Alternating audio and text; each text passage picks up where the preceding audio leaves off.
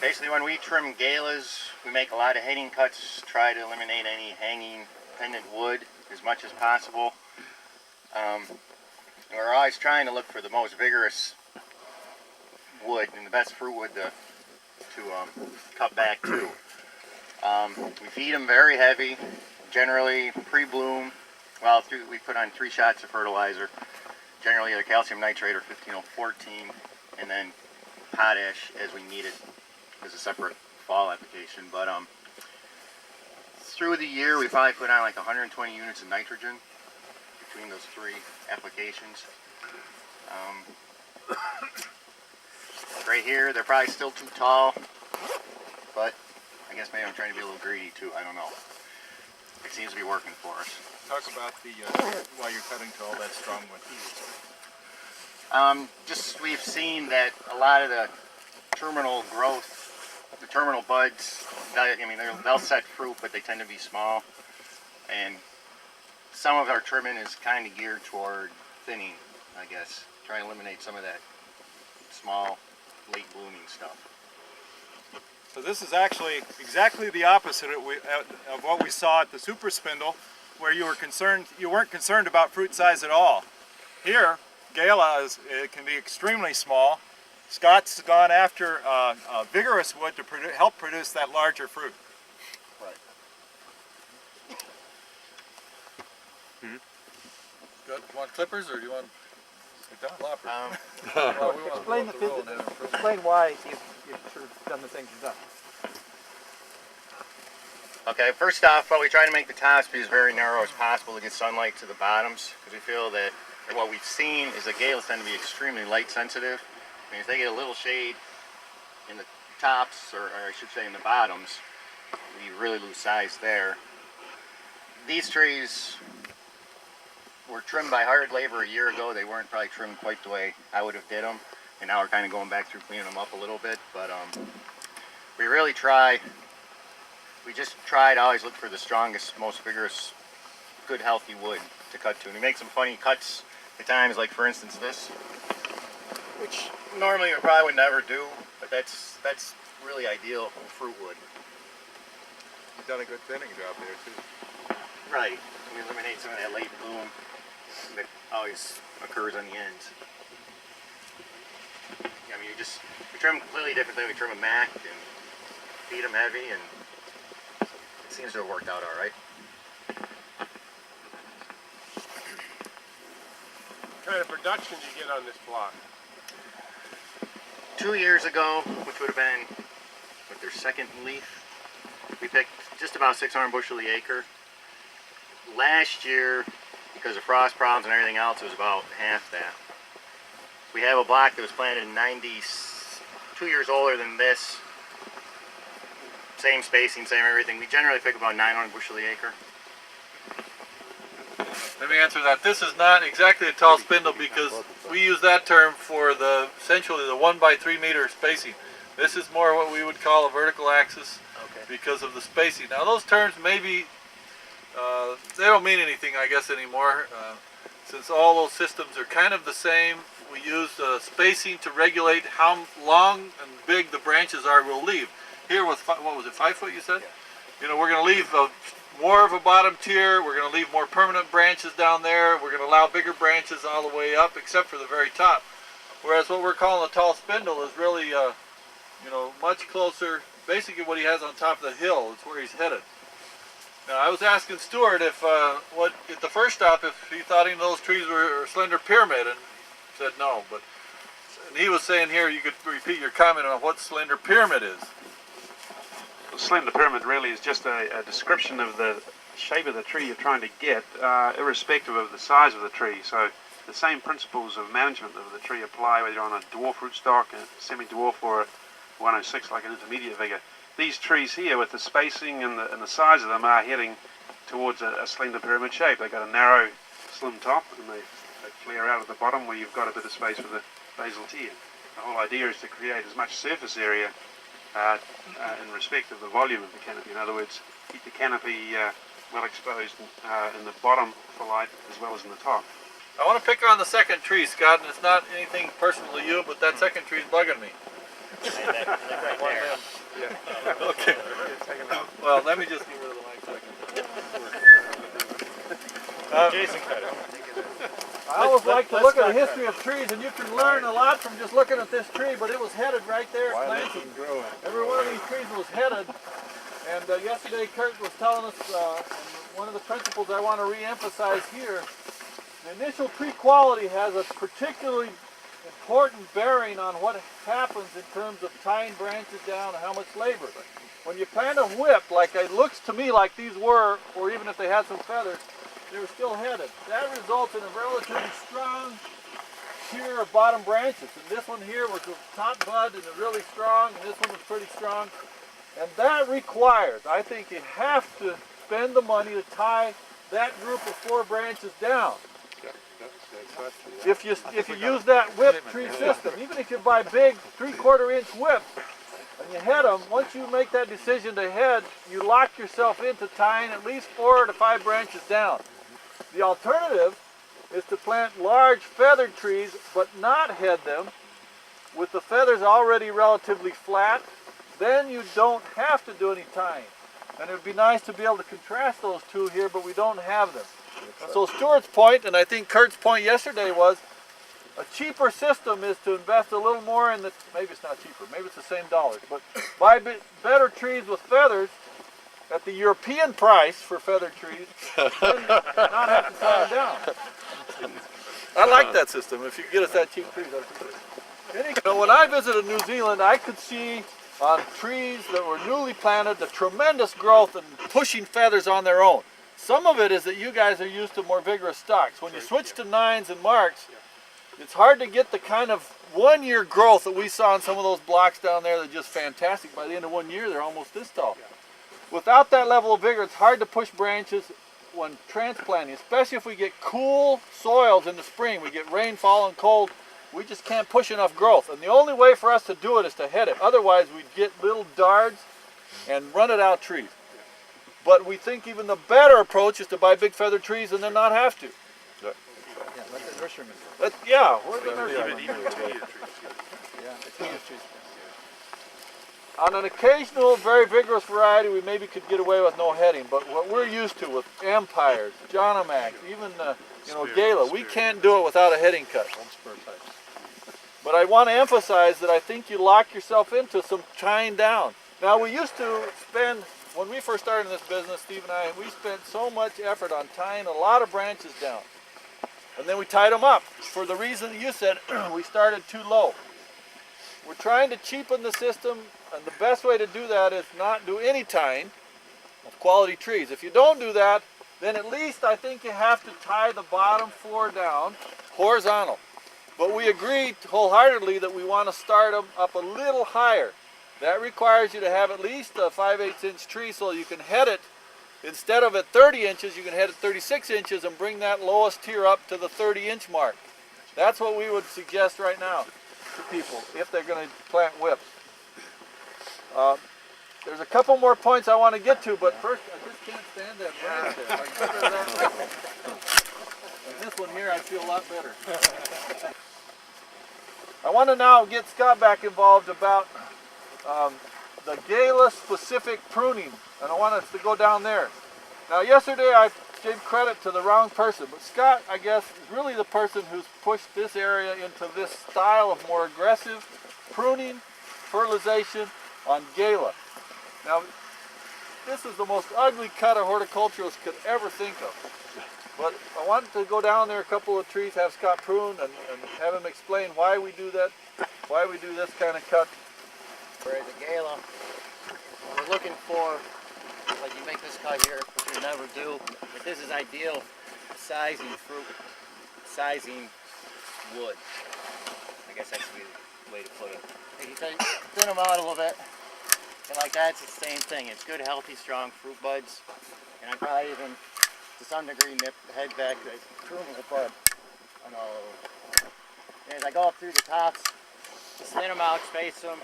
And the bottoms, that gets to be a challenge sometimes. Like this is prime. That right there is going to grow big Galas. This wood right here. So I eliminate the terminal growth, the small apples, I head it there. And that, I guarantee you, come back next summer, next fall, that's got nice large galas on it. But beyond that, then it's just thinning out for that limb to get the sunlight that it needs. This is the wood that we look for. That's, you can see that. And other than that, we just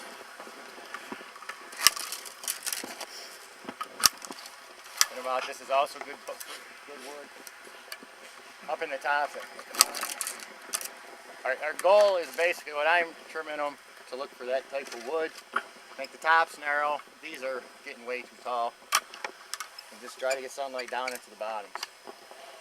With these very narrow tops, these light wells that we talk about, are these gaps between the trees, you can see when these stronger branches are removed, big deep channels between the canopies in which you can get direct light coming through. In diffuse light, I mean, you get less light energy here, but in terms of the light diffusion that you get here, that actually helps to spread even more. Right. It actually does, it isn't a negative, it's a positive. To a point, yeah. So I think these tall trees are fine so long as it's practical to get the fruit off of them. Can you spray? So, something that I have noticed in terms of holding the tree support, no matter which size of tree or vigor of rootstock, an observation I've made over many years about trellises that fall over and trellises that don't. Particularly, this is very typical of the kind of trellis that we would use in New Zealand with posts and wire, rather than using the top wire and the individual tree posts. And there seems to be a success formula that you need a post for every 7 trees down the road. And that way you'll have a trellis that'll stay up under full crop loads. It's just the spacing? If you planted them at trees on dwarf at 1 meter apart, you have your post every 7 meters because weight every 8 meters. If the trees are at 2.5 meters apart on 106, you have them about every 21 meters. It's just something that I've seen as soon as people move out beyond that spacing, the trellises fall over. This particular tree has really calmed down, and I wouldn't hesitate at all to prune that one off. It's bent a little bit. If I came to this one here, and the level of shoot growth in the top is not slowed down enough for me. So although it might be looking a little tall, I'd rather leave that one untouched for 1 year, except for I would take off this one branch right here. Other than that, I would not touch anything above that point. Just leave it untouched, let it calm down, and then I'd like to come in and cut it back when it looks more like that one. Now, we used to, or we still do, say that height should be 0.8 of a row spacing. So here we got 13 feet, 0.8 of that's about, okay, 11. And that's about it. So, seriously, what, this is really 7 feet? 6.5. 6.5, wow, okay. This is high. Whatever that is. Okay. That's a little more than 11, but like I said yesterday in one of our plots, we've gone to the 1-to-1 ratio on some of the newer stuff, especially when we keep the tops narrow. I've not proven that we don't lose fruit in the bottom with a 1-to-1, but you know, Stuart's given us a little support here. My preference though is to let it calm down before you bring it down to that height. But it's important not to bring it down too low because there's a lot of potential production up there. Now, I wanted to point out to everybody, you know, the history. This is one of the limbs that last year he cut back just like this one because it had the wonderful buds on it last year. And he grew a lot of nice apples on it. And this one here as well, and that one as well. Those are ugly cuts from a traditional horticultural standpoint. And you see the results of relatively strong growth. But he got the fruit off of it. Now the question is, does he keep them? I'm going to suggest we take them out, but is that what you would do too?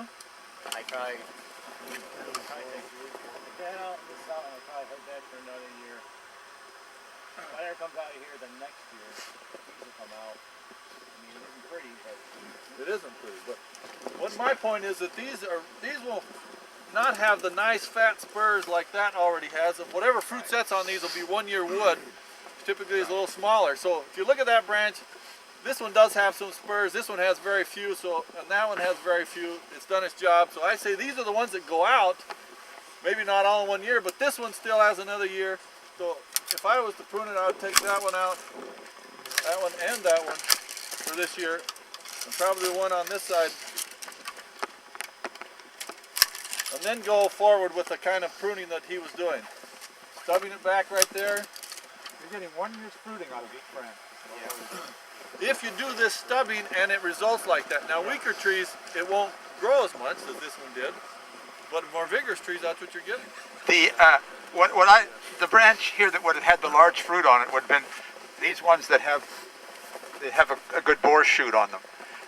But basically, there's not going to be anything there. And this branch is, in my view, is only going to be good for 1 year of fruiting.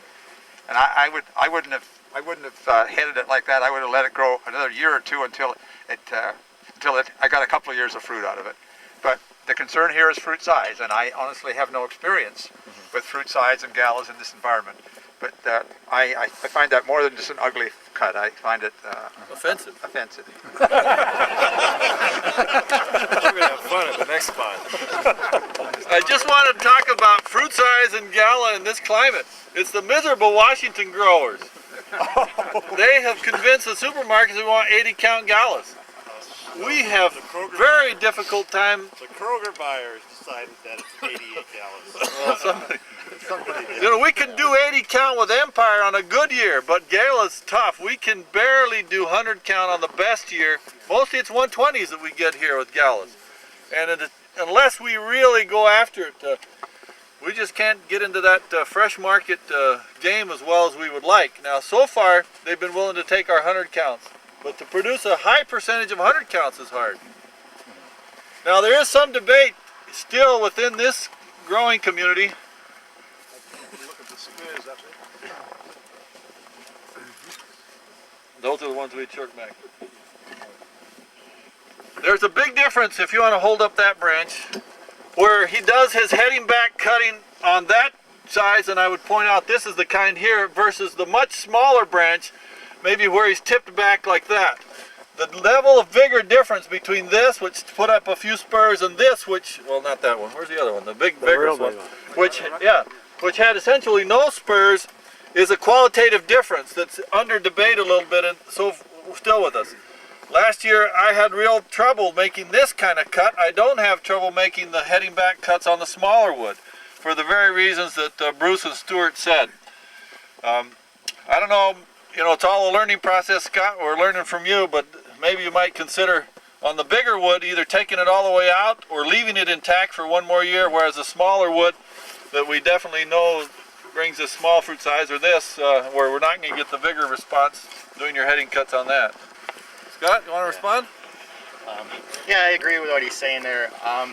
What we found, like I say, 2 years ago, my brother and I trimmed this block. A year ago, we had hired help do it. And a cut like this, probably, I would have eliminated that limb a year ago.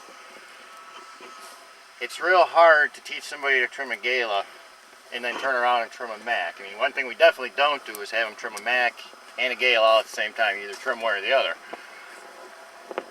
But I guess my take on even this branch, probably I would have removed it a year ago. But no matter what branch is up here, I guarantee you within 3 years tops, none of them will be there. I mean, it's just a constant renewal. So if something gets a little big, don't worry about it next year. Cut it off. Start again. Not very tight. They've been trained to prevent them from getting too tall. They've been zigzagged to get branching. What I see when I look at a couple of this tree in particular, that there's really not much. I don't know where the soil is, but I presume it's about 2 feet down. Yes, I think they are headed at 28. And I feel that there's just they've left too many vigorous branches, too many strong branches. I'll just point, you take them off.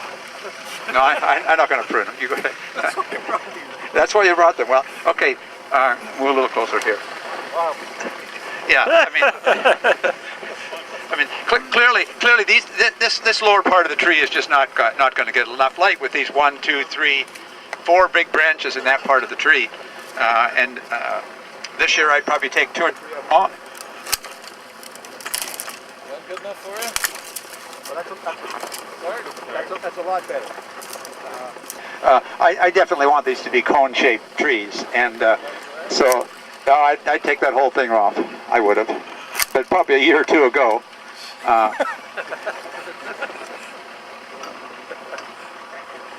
And basically that's going to go a long way to just basically opening up and making sure. I mean, I'm presuming that they've left these branches down here because they want good fruit on them. And I think that with that particular tree, they would have. I don't think they would have had very good fruit on that part of the tree. I wouldn't want to take off too much more in 1 year. I think that would make a lot of difference. The rest is more detail things. And is this the variety, and is it go for processing, and what's the? No, it's for fresh. It's John Gold on M9. It's John Gold on M9. Okay. And so he's not concerned about fruit size as we were in the last orchard, where the major consideration was fruit size. That's clearly not the issue here. But I'm presuming that that color is, and so I that particular tree bothered me because it just wasn't open enough. Even on a tree like this, out in our area, this kind of stuff with this one branch over top of another branch over top of another branch is just not something that we would be able to get good quality fruit with. And so we'd have to be thinning out branches, and that, I think that's the main thing I would be doing with these trees, would be thinning out some of the older branches to be sure that they retain their cone shape and that they got better light distribution throughout the canopy.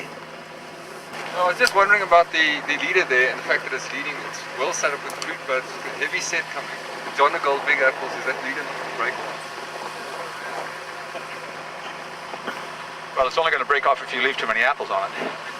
If you're concerned, I think that's got enough caliper that limb's not going to break off, but I don't know the situation well enough here, but if that would be a concern, I would just be sure I didn't have too many apples up there, because I think that's a fairly nice branch, and there's nothing really getting too out of hand up there, although maybe a branch or two, but I wouldn't be worried about it breaking off, but maybe others would. Others have a feeling about that? We actually like for them to break down. We allow them to get tall like that, and that's how we do some of our height control. That if that fruits and starts to become pendant, then we get weaker side branches off them, and we wait a year or so if we can, and then we'll cut back to a weaker one upright to make a new top out of it. So it's actually good for these tops to start to bend. If we left them like this, they continue to grow and they get taller and taller, and then you'd have to make the type of cuts that you saw at Wafflers, where you take out wood that's 4 or 5 inches thick, and then expect that huge reaction. Terence, you want to do this one? I want to jump in for a minute. First, let me talk about. I first want to address the slender spindle concept. We've dealt with from Vert time from the beginning, and his idea was to have a pedestrian orchard, and that's really what the Ferbers did. If you look at all these trees, they had a cut made about 6 to 6.5 feet high at some point. And in some respects, that's really good. But as we learned more about light interception and measured light interception in these orchards, it was always 50% to 55%. We couldn't get it up to 65 to 70%. And so, I don't know, 10 years ago, we said we got to let them grow taller. And so that's the genesis of the tall spindle or vertical axe, moving to combine those two systems. And Bruce's high tech is exactly that. But that's generally what a lot of the slender spindle growers have done. They've let them go up. Now their support posts were designed for slender spindle, so they don't have the ability to support it. But generally when they get this age, the wood is strong enough, and so Bruce is right, this kind of wood won't probably break. Our experience with Johnny Gold is that it'll support it. We hope that will bend, but that's good for us to do that bending with fruit rather than by hand. We would prefer to see the top have a lot of buds like that and set up too much crop to stop it and slow it down, rather than trying to worry about whether we lose an occasional top due to breakage. If I lose 5% of the tops due to breakage, that means the other 95 have had enough fruit to slow them down, stop the top, and prevent this from keeping going to 14 feet. I'd much rather do that with fruit than any cutting or any bending. Now, the slender spindle concept of bending the leader to hold it down is useful to a point. But my experience in these soils, and with particular triploid varieties, they have a natural height they want to get to. There's some physiological basis for that I don't quite understand, and it's almost about 3 meters, 10 feet. Once trees get that tall, either we don't prune them as much and the fruit slows it down, or that's just their natural sort of height they want to get to. So almost all of our slender spindles and high-tacks, even though they had this, are now going up to that height. Somebody wanted me to dress the top of this tree. Well, this tree was cut at one point, it's held itself down, but I would prefer to let this go up another 3 feet over the next 3 years. If it bends on me and I lose it, well, I'll get another one started up there. So I'm going to work to that point by taking off the competitors and leave a little bit up here, but that's what I'm going to bank on for the next years to develop it. If we get them up to 10 feet, at this between row spacing, light interception goes up 60 to 65%, and production goes up substantially. We have to acknowledge that light interception can only be increased by moving the rows extremely close together with a simple walking path, or continue to go up to 10 feet, or 11 feet, or 12 feet. Oh, look who's here. Well, let me quickly prune the tree before Yeah, Terence is going to hurry up and cut these branches before Ted Ferber gets here. Hi, Ted. How you doing? We're probably lucky we haven't been run over by a snowmobile yet. Yeah, it's the main drag.